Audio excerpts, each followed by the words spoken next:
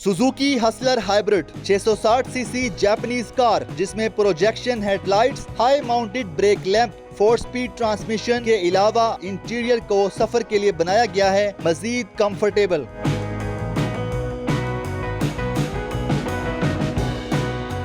इस automatic car में क्या फीचर्स रखे गए हैं और इसकी कीमत कितनी होगी, आइए जानते हैं।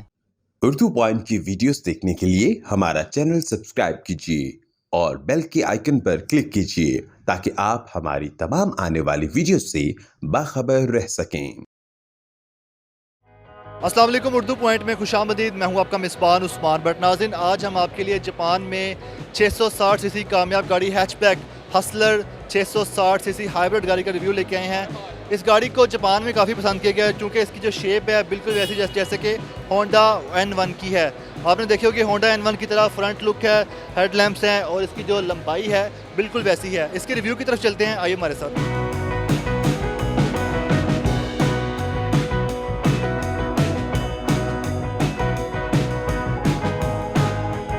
सुजुकी हसलर के अगर हम फ्रंट लुक की बात करें तो फ्रंट पे जो इसके हेड लैंप्स हैं इसको प्रोजेक्शन हेड लैंप्स की तरह डिज़ाइन दिया गया है। हैलोजन इसके हेड लैंप है, साथ इसके टर्निंग सिग्नल है और सेंटर पे जो आप देखें प्लास्टिक का इस्तेमाल किया गया है, हार्ड प्लास्टिक की इसमें ग्रिल है जिसकी फिनिशिंग जो है क्रोम की है।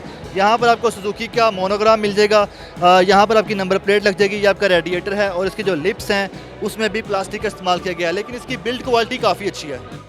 सुजुकी हसलर के अगर हम साइड प्रोफाइल की बात करें 16 इंचेस के इसके व्हील हैं, अलॉय व्हील नहीं है, लेकिन यहाँ पे डिस्क ब्रेक मिल जाएगी। साइड मिरर की बात करें इलेक्ट्रिक साइड मिरर है मगर इंडिकेटर लाइट नहीं है, ना ही कैमरा है। इसी तरह डोर हैंडल्स की बात करें तो बॉडी कलर में इसके डोर हैंडल डिज़ाइन किए गए हैं, बैक डोर भी बिल्कुल वैसे ही है।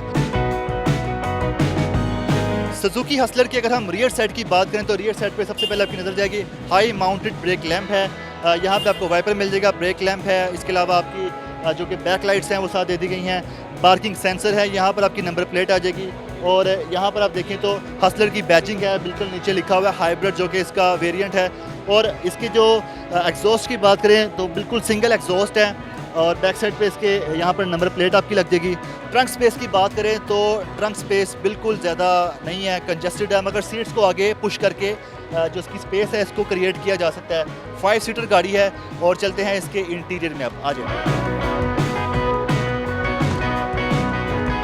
सुजुकी हसलर की अगर हम इंटीरियर की बात करें तो सीटिंग कैपेसिटी काफ़ी अच्छी है। इसका जो व्हील बेस है वो राउंड शेप में दिया गया जिसके ऊपर आपको एक एयर बैग मिल जाएगा, उसके बिल्कुल सामने आपका RPM मीटर है और इसके जो जब बात करें डैशबोर्ड की, हार्ड प्लास्टिक में डैशबोर्ड है, ब्लैक कलर में है।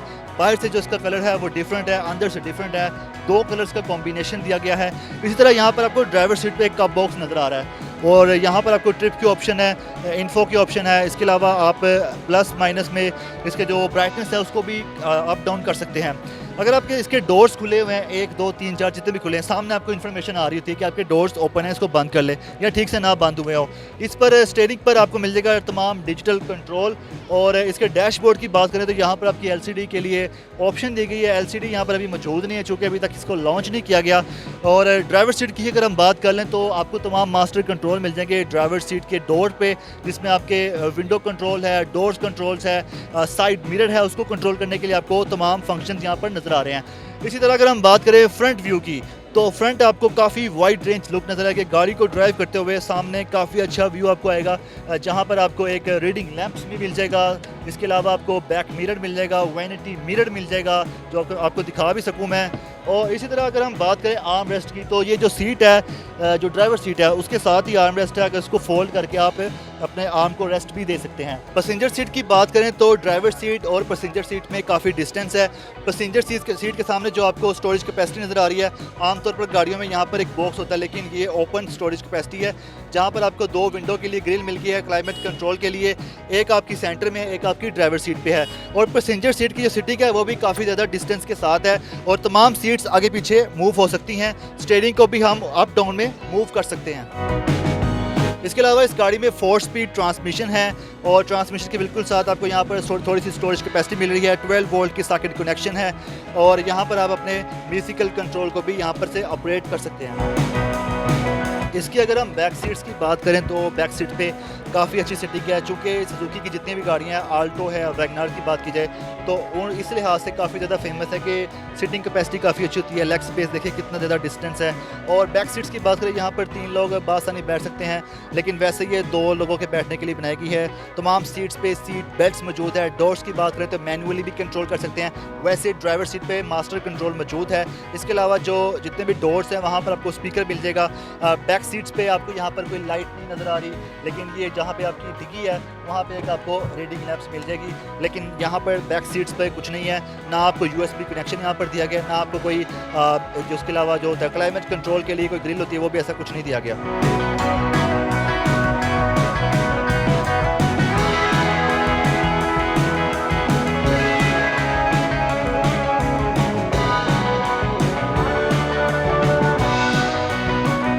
सुजुकी हसलर के रिव्यू में हमने जाना कि इसको होंडा N1 से बिल्कुल मुशाबे देके बनाया गया है, लेकिन फीचर्स में कुछ कमी रख दी गई है।